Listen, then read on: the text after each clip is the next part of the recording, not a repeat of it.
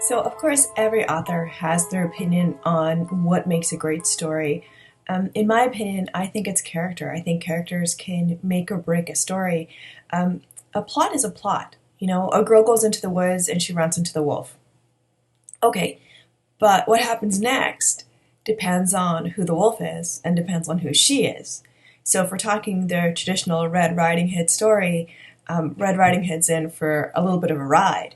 If we're talking about Red Riding Hood as a werewolf hunter, the wolf's in for the ride.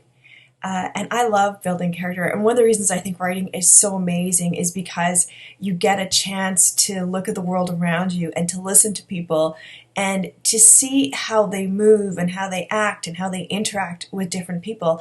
And it's really interesting the things you can find out.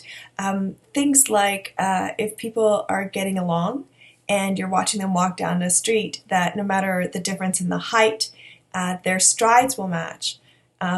When they are talking around a table, if they're getting along, they're going to mimic each other's behavior. So if someone leans in, the other person will lean in. If the other person leans out, the second person leans out.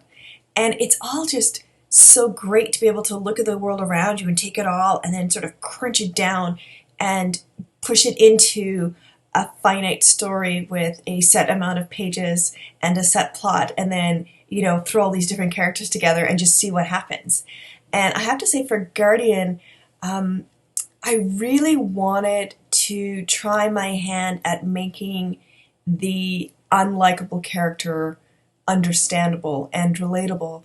And so that character for me was Serge, who was extraordinarily challenging and fun to write, just because who he is at the beginning versus his potential for who he can be at the end, you know, depending on the choices he makes and the actions he takes, he could go so many different ways.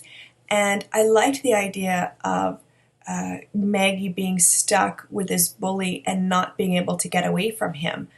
He's a ghost. He's haunting her. He's the last person she'd ever want in her life. She's the last person he'd ever want in his life. And now what's going to happen to them? They can't get along, but she's either going to have to help him transition into the next life or be stuck being haunted by him forever.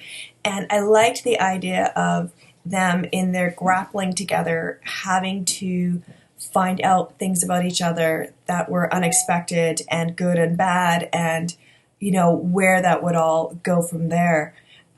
So yeah, I mean, writing Serge was difficult, and there was a lot of deleted pages, and there was a lot of me drinking tea and going, oh, what did I get myself into? But in the end, I have to say I'm really pleased with the way that he turned out.